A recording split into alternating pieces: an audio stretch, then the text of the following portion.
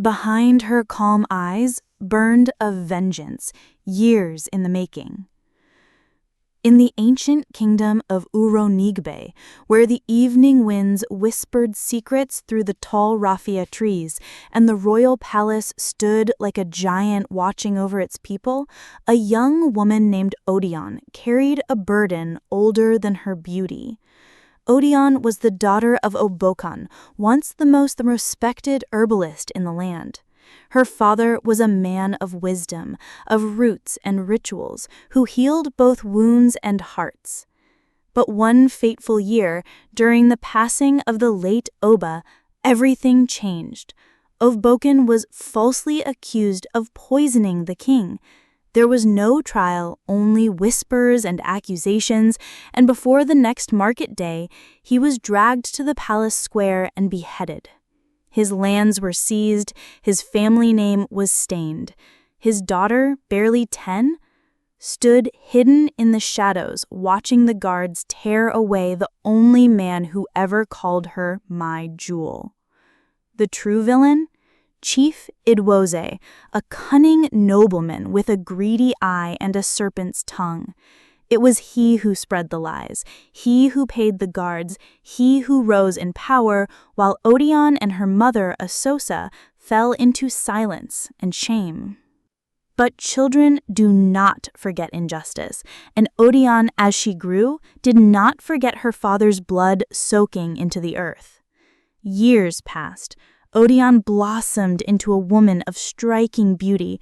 Her skin glowed like fresh palm oil in the morning sun, her smile could calm the winds, and her eyes, those eyes held secrets that made men tremble.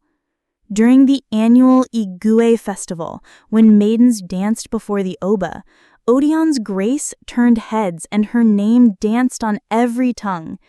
It wasn't long before the young Oba Osaryenin, newly crowned and searching for a wife, heard of her. He sent messengers, gifts followed, then an invitation. The Oba would take Odion as his bride. The kingdom rejoiced. Asosa wept, but her daughter did not smile. Beneath the golden wrappers and coral beads, Odion's heart beat not for love, but for something older, something darker.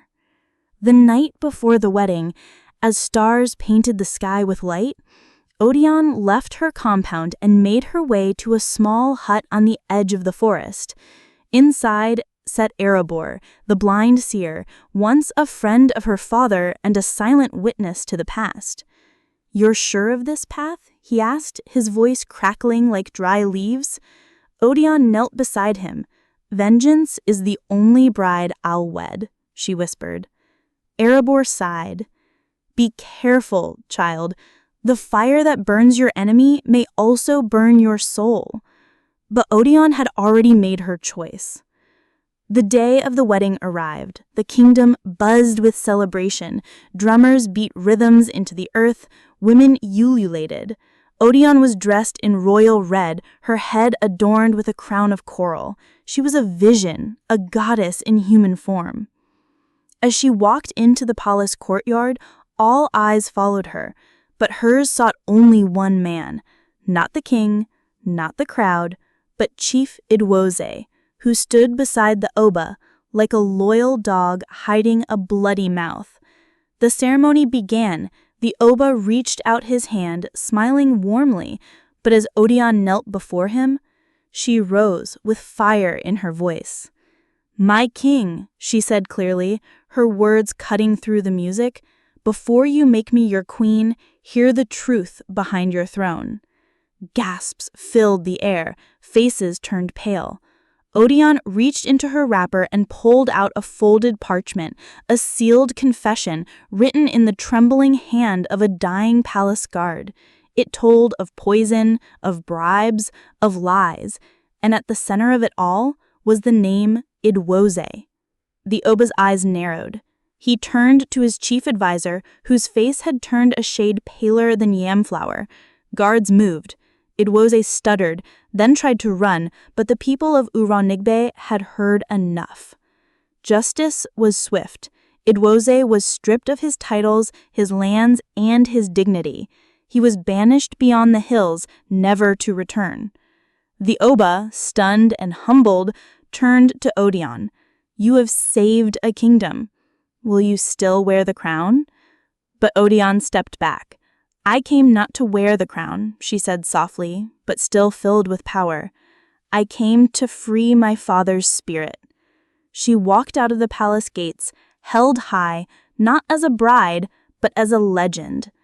From that day on, the people of Uronigbe remembered her not as the king's bride, but as the woman who silenced lies with truth. Mothers told their daughters, beauty may win you a crown, but only courage can win justice. And deep in the earth, where her father once bled, the winds whispered a new name for Odion, Omo Idonre, the daughter of vengeance. And so ends the tale of the bride who came not for love, but for vengeance. But in her fire, she birthed freedom, and in her silence, the drums of justice learned to beat again.